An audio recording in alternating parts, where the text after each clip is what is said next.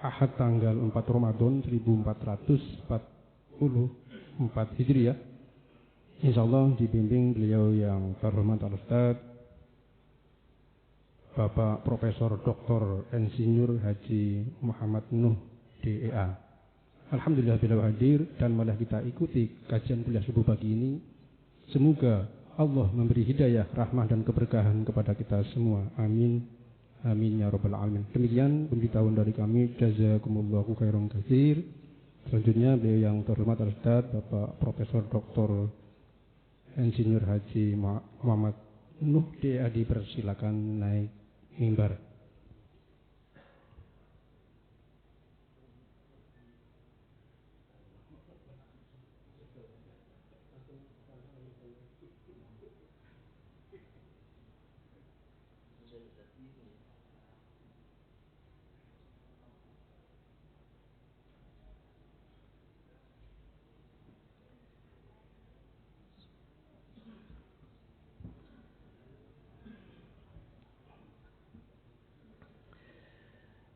Terima kasih.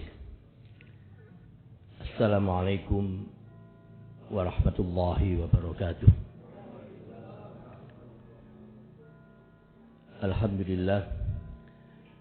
Alhamdulillahirabbil alamin wa bihi nasta'in ala umuri dunya waddin la haula wala quwwata illa billahil aliyyil azim. Allahumma shalli wa sallim ala sayyidina Muhammadin al-Fatih lima ughliqa wal khatim lima sabaq. Nasirul haqqi bil haqqi wal hadi ila siratikal mustaqim wa ala alihi haqqa qadrihi wa miqdaril azim, amma ba'd. Para jamaah salat subuh Masjid Maghfirah rahimakumullah, hamba-hamba Allah yang mudah-mudahan senantiasa mendapatkan rahmat kasih sayang dari Allah Subhanahu wa taala. Pertama, tentu kita harus bersyukur kepada Allah SWT. Bersyukur karena kita bisa bersyukur. Jadi bisa bersyukur itu sendiri harus disyukuri. Kenapa? Karena tidak semua orang bisa bersyukur. I'malu ala Dawud syukra wa qalilum min ibadiyas syakur. Wa qalilum min ibadiyas syakur. Sangat sedikit hamba Allah itu yang bisa bersyukur. Di mana-mana pemenang itu mesti jumlahnya lebih sedikit daripada yang kalah. Tidak ada ceritanya pemenangnya lebih banyak daripada yang kalah.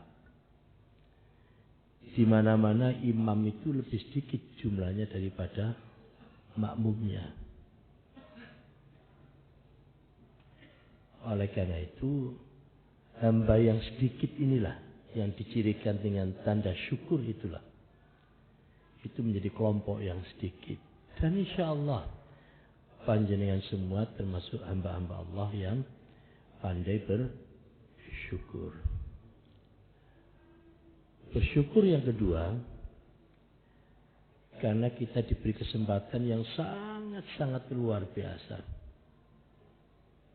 Yang tidak semua orang mendapatkan kesempatan seperti kesempatan kita ini. Betapa kita merindukan Ramadan ini 2 bulan yang lalu sebenarnya. Pada saat Rajab masuk, kita sudah memohon kepada Allah. Wa ballighna Ramadan. Berkailah bulan Rajab, bulan Sya'ban, dan sampaikanlah aku ya Allah. Beri kesempatan aku ya Allah untuk bisa menikmati Ramadan. 2 bulan yang lalu itu kita menanti hadirnya Ramadan. Alhamdulillah kita semua diberi kesempatan untuk bisa memasuki Ramadan. Banyak di antara sahabat-sahabat kita yang kemarin sudah kapundhut, minggu yang lalu kapundhut, demikian dan seterusnya. Tapi kita masih diberi kesempatan, termasuk anugerah kesehatan, keimanan, demikian dan seterusnya. Salawat dan salam kita sanjungkan kepada Rasulullah Muhammad sallallahu alaihi wasallam. Ini penting betul salawat itu. Penting betul. Panjenengan sering kali mendengar, mendapatkan nasihat dan seterusnya. Allah itu memerintahkan kita untuk berpuasa. Tapi apakah Allah berpuasa? Tidak. Tetapi termasuk juga Allah memerintahkan kita untuk sholat. Tapi apakah Allah itu sholat? Tentu tidak. Tapi untuk sholawat ini khusus. Innallaha wa malaikatahu yusalluna ala nabi. Ya ayyuhalladzina amanu sallu alaihi wasallimu taslima. Innallaha wa malaikatahu, sesungguhnya Allah dan para malaikat itu yusalluna ala nabi, memberikan selawat kepada nabi. Oleh itu dilanjutkan lagi, ya ayyuhalladzina amanu, wahai orang-orang yang beriman, sallu. Fil amr itu kata perintah. Wasallimu taslima. Hendaknya kita memberikan selawat dan salam kepada Nabi. Oleh itu, mohon ini pun juga menjadi bagian dari amalan rutin kita untuk membaca selawat. Karena memang kita itu umatnya Rasulullah Muhammad sallallahu alaihi wasallam. Izinkan dalam 10-15 menit barangkali kami ingin berbagi sedikit dan mungkin juga sudah pernah kami sampaikan. Tapi kami senang sekali dengan cerita yang ingin kami berbagi dengan panjenengan semua, yaitu perjalanan hidup. Ya, perjalanan hidup. Jadi hidup ini itu ya moving, terus bergerak. Karena kalau kita memahami betul konteks yang namanya perjalanan hidup, insya Allah arah kita itu mantap. Tidak dipusingkan dengan yang tidak menjadi itu. Karena kadang-kadang kita itu orang itu dipusingkan sendiri, direpotkan, disibukkan, lupa kita itu mau kemana. Oke, itu insya Allah kalau kita pegang betul bahwa kita itu mau kemana begitu, insya Allah dalam berbagai kegiatan, kesibukan dan seterusnya kita masih bisa belok lagi terus begitu. Yaitu apa? Bahwa kita semua itu dulunya siapapun itu pernah di alam ruh. Itu pertama kali masuk di situ. Oleh karena itu kita semua pernah ditanya, alastu bi rabbikum qalu bala syahidna. Pada saat kita di alam ruh dulu, kita ditanya oleh Allah, apakah kami, kata Allah, itu bukan Tuhanmu? Iya, itu ya Allah. Itu adalah Tuhan kami semua. Itu. Tentu kita lupa. Karena memang kita sudah pindah alam. Habis dari alam ruh, kita pindah ke alam rahim. Semua pernah masuk ke alam rahim. Tapi kita pun juga lupa. Tapi kita bisa melihat. Bisa membuktikan bahwa semuanya memasuki alam rahim. Semuanya memasuki alam rahim. Melalui mekanisme kelahiran kita masuk di alam dunia sekarang ini. Berarti kita ini fase yang ketiga dalam perjalanan yang rentang yang panjang itu. Ketiga. Nah, di fase yang ketiga ini kita mendapatkan tugas. Mendapatkan amanah. Pada fase 1-2 tadi kita tidak mendapatkan apa-apa, tidak mendapatkan tugas. Belum diberi tugas. Tapi pada saat di dunia ini kita mendapatkan tugas, mendapatkan amanah. Ya. Nanti setelah itu kita akan masuk ke fase yang keempat. Alam barzakh. alam kubur. Barzakh itu transisi, perbatasan. Jadi kalau di sini itu ibaratnya di rumput menanggal, perbatasan antara Surabaya dan Sidoarjo. Transit. Itu barzakh. Masih menunggu yang lain. Sampai yang di sini habis semua, baru yang ditanda dengan kiamat, baru kita masuk di alam akhirat, alam kiamat. Terus sampai mulai dari perhitungan sampai dengan nanti ujungnya surga atau neraka. Itulah yang ayat yang dibacakan oleh imam kita tadi itu. Bagi yang di jahanam cirinya ABCD, bagi yang muttaqin, yang bertakwa cirinya XYZ, demikian dan seterusnya. Itu ujungnya ke sana. Oleh karena itu, karena kita ini hidupnya itu berjalan seperti itu, maka yang paling penting itu bekal. Dan bekal, semua bekal itu konteksnya adalah dalam rangka melaksanakan tugas. Tugas kita itu tugas baik sebagai Abdullah, hamba Allah, dan tugas kita itu yang lain sebagai khalifatullah. Dua itu tugas besar kita itu. Sebagai hamba Allah dan sebagai khalifah fil ard, khalifatullah. Salah satu di antara tugas yang khalifah itu adalah memakmurkan dunia ini. Dan itu kita kelompokkan sebagai bagian dari bekal pula. Faman kana yarju liqa rabbih falyamal amalan shalihan wa la yusyrik bi ibadati rabbih ahada. Barang siapa yang kepingin berjumpa dengan Tuhannya, falyamal amalan shalihan, maka hendaknya kamu berbuat kebaikan, amal saleh, wa la yusyrik bi ibadati rabbih ahada. Dan jangan sekali-kali kita mensekutukan Allah dengan yang lain. Jadi sesimpel itu sebenarnya. Berbuat baik, jangan mensekutukan. Nah, berbuat baik itu ada jutaan. Banyak sekali berbuat baik itu. Jutaan. Sehingga dari situlah hadirin sekalian, setiap hari kita harus nabung bekal. Bekal yang kita tanam itu baik bekal yang positif terhadap diri kita maupun bekal yang positif terhadap masyarakat.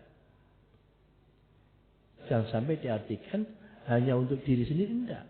Kita berbuat baik pada masyarakat pun juga bagian dari bekal. Karena orang yang baik itu khairun nas itu ya anfa'um linnas. Bukan anfa'um linnafs. Untuk dirinya sendiri, tidak. Orang yang baik, yang sebaik-baik orang adalah orang yang paling banyak memberikan kemanfaatan bagi manusia. Sehingga mafhum mukhalafahnya, lawan baliknya, itu orang yang paling jelek adalah orang yang paling banyak membuat ribut orang lain.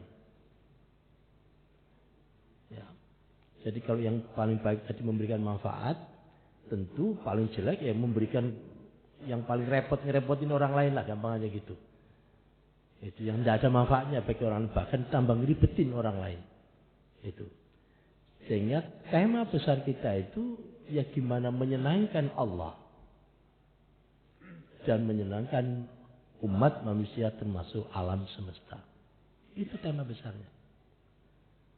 Oleh karena itu, di antara sekian banyak bekal tadi itu, tentu panjenengan juga sering mendengar dan sudah pirsa semua.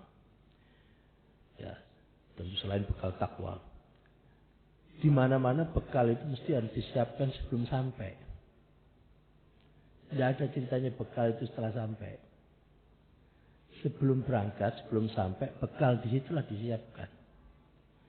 Karena kita itu mau menuju ke alam barzakh, dan itu pasti, tidak usah khawatir. Tidak usah khawatir, panjenengan mesti. Mesti, sudah tidak usah khawatir. Mesti itu. Mesti dapat visa. Bahkan visanya kadang-kadang visa on arrival. Visa on arrival itu kita waktu berangkat belum dapat visa itu. Ya. Tapi pas di bandara baru dikasih ini visa panjenengan pun panjenengan berangkat. Itu. Jadi waktu kita dari rumah sehat walafiat, tidak ada apa-apa sehat walafiat, karena memang belum terima visa. Tapi pada saatnya jebret niki visa panjenengan nggih. Nggih pun ngoten. Sampun berangkat ngoten. Kan kata cerita yang kayak begitu. Yang moro-moro dapat visa, tapi ada yang memang sudah bisa diurus dari awal. Karena memang sudah keadaannya sakit, ini ketone kok tambah begini, wah ini kira-kira mau datang visanya ini, itu dan seterusnya. Nah, bekal yang laku itu apa sih? Bekal yang laku, yang tadi yang saya sampaikan yaitu di surat Al-Kahfi yang terakhir, nah, ayat yang terakhir itu. Yang kedua, panjenengan pun juga sudah sering dengar. Karena uang wis sedo wis mati itu putus amali kecuali 3 perkara. Illa mitsalah. Sedekatin jariyah, yaitu sedekah jariyah, au ilmun yuntafa'u bih. Di situ pakai alif waw, au ilmun yuntafa'u, bukan pakai waw, saya pakai alif waw. Au waladin shalihin yad'aulah. Kalau wawu itu artinya dan. Rabbana atina fid dunya hasanah wa fil akhirati hasanah wa qina adzabannar. Wa itu berarti dan. Tapi kalau alif wawu au artinya atau. Jadi sedekah jariyah atau ilmun yuntafa'u bih, yaitu ilmu yang bermanfaat, au waladin shalihin yad'aulah, atau anak yang saleh yang bisa mendoakan. Para ulama tidak ada silang pendapat tentang yang namanya wakaf itu adalah sedekah jariyah. Tidak ada. Yang dimaksudkan sedekah jariyah itu adalah wakaf. Ya. Itu bekal yang laku. Karena kalau kita bawa bekal, bekalnya tidak laku, kita nyebut-nyebuti. Panjenengan mau umroh, bawa uang dolar, tapi dolarnya bukan dolar Singapura, bukan dolar Amerika, tapi dolar Rwanda. Yang nilainya jutaan dolar, gak payu. Saya gak payu harus biasa no. Enggak payu. Tiba nggawa. Enggak laku. Oleh itu ya kita bawa bekal yang laku. Uang apa yang laku? Ya tentunya ditentukan oleh bank sentral di negara itu. Kalau ke Jepang yang laku ya uang ini. Yen. Eropa ya euro dan seterusnya.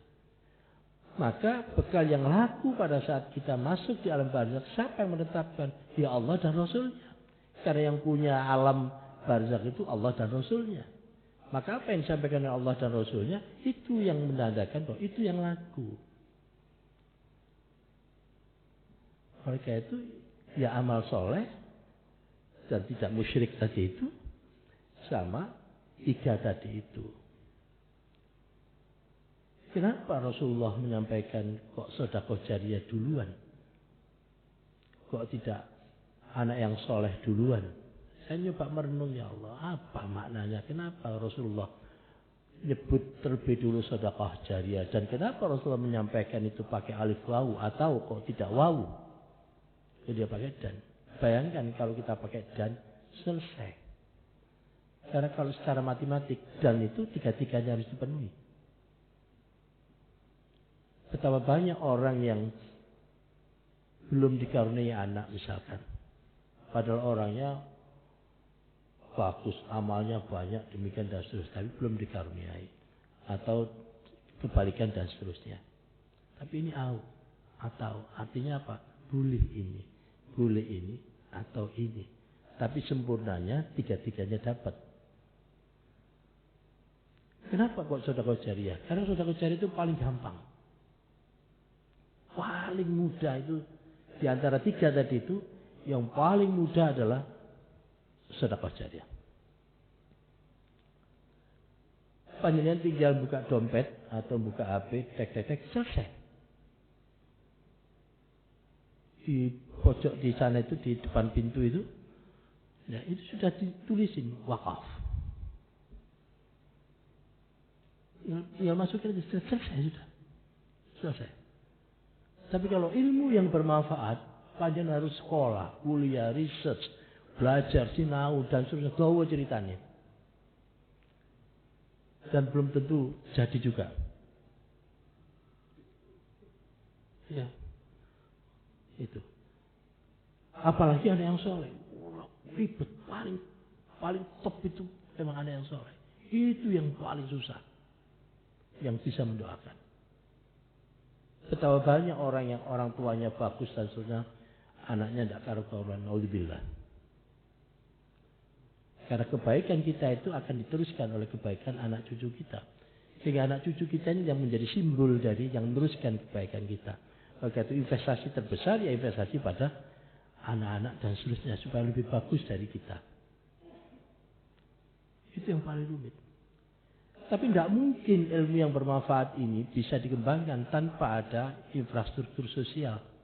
Sarana prasarana bisa pakai publik, tidak mungkin.